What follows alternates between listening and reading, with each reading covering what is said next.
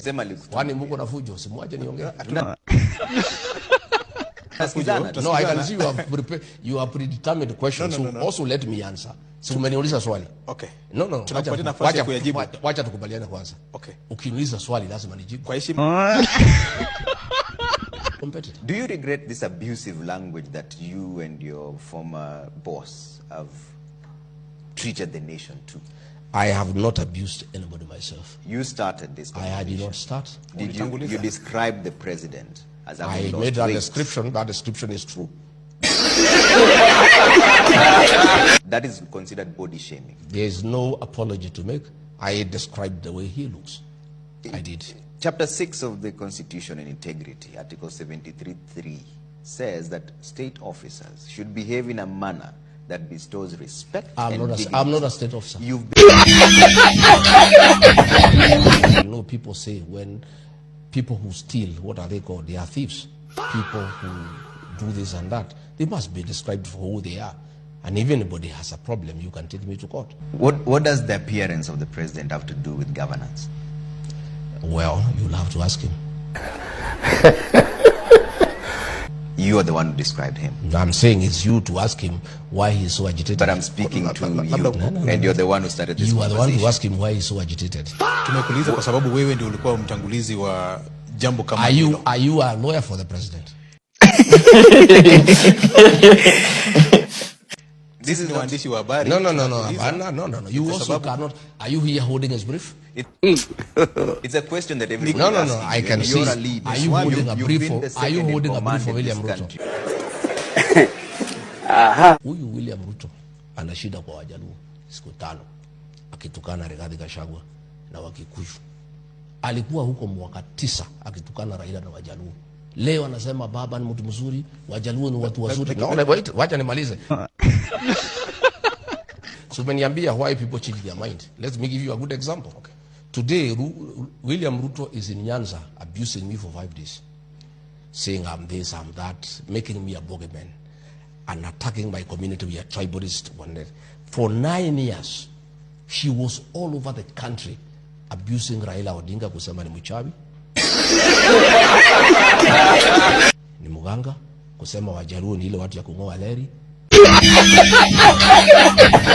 Wajaluo ni watu ya fujo, kusema huyu Raila haendi kanisa, huwa ananyoka mfukoni. He was saying all those things.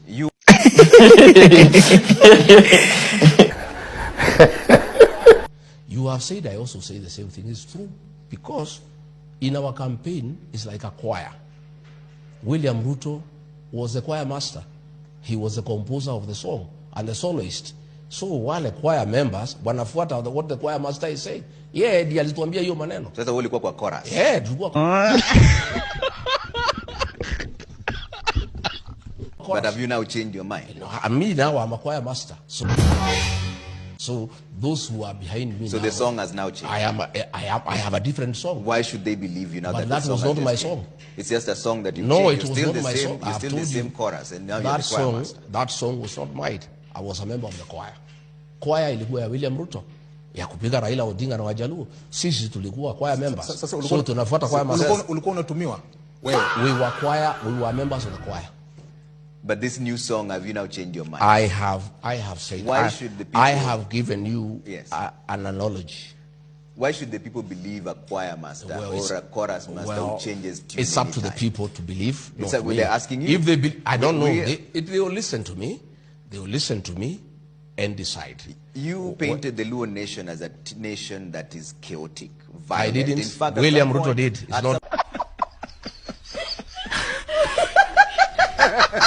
Not me. It is not me. I'm quoting you. You said at some point that a community has been castigated as people cause violence every single time. I've told that you. Was you. I've told you. Directly. I've given you a very good explanation. Community. I've given you a very good explanation that I was a part of a choir and our choir master was William Ruto. What has changed now? Because this president who you're saying unataka kupigana naye kwa sababu unataka kumshinda was a darling at some point to you. Is it because of the impeachment that now you've changed tune for someone you referred to as your brother? William Ruto betrayed the Kenyan nation. The Kenyan nation or you? The Kenyan nation. Alishinda kwa Wakikuyu akitukana Raila Odinga, kusema ni mganga, ni mchawi, ni mtu ya Wajaluo ni watu ya kungoa leri, Wajaluo ni watu ya fujo. Leo alikuwa anasema jana Wajaluo they are intellectuals, they are very intelligent people. But it is you. God have mercy upon us. We are talking to Mheshimiwa. No, but I must give examples, because also when you ask me questions, because you, I must you give it the in same context. thing. So I'd like to hear your accountability of the same Trevor. You started it. Don't run away from it. I must give examples of how leaders go. This is one leader called Rigathi Gachagua. You have said, I also say the same thing is true, because in our campaign, it's like a choir. And our work was to repeat the chorus from the choir master, who was also the composer. At what point will you... Gachagua, you've been the second in command in this country. And you're now thinking of being the head of this country. Have you condemned Do you him? think those statements were regretful? What I would ask you to, have you as a president, whether he has regret? I'm speaking to you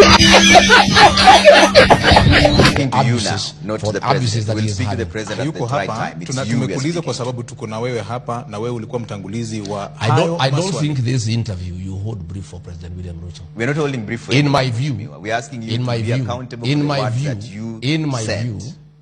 I had hoped that you would ask me issues or development to do. We will get to that. Let's clear out a few things first. I refuse to. I refuse to have you have. Kuna maswala ya uongozi na uadilifu. I've already answered that question. I have nothing to add. That question I've answered. Will you apologize to the people for what you did? I have no apology to give to anybody. Let me bring up a soundbite of what you said after this back and forth between yourself and the president. And you said that tumefikisha mahali tulikuwa tunataka. Let's play that soundbite so that you just refer to that conversation.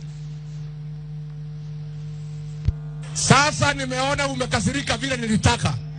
Mimi nilitaka wewe ukasirike. You lose your temper. You lose your cool. You stop being presidential. Sasa Kasongo amekuja pahali nilikuwa nataka yeye. Ameteremuka chini. He is no longer presidential. Amekuwa mtu ya propaganda na fitina. Is the politics of insults what you want? True. He is where I wanted him. In the politics of insults? Yes. Is that what you want? Because that's whom he is. He has been on insults all his life. He's been insulting Raila Odinga, Uhuru Kenyatta, everybody. He has been trying to be something else, but I know him. I wanted him to come out in his true colors. That's where he is today. Abuse, pettiness, gossip, that's William Ruto. He is where I wanted him to be. Do you believe? I have told you I brought him where I wanted him to be. That's what I wanted. I don't want peace. I want problems always.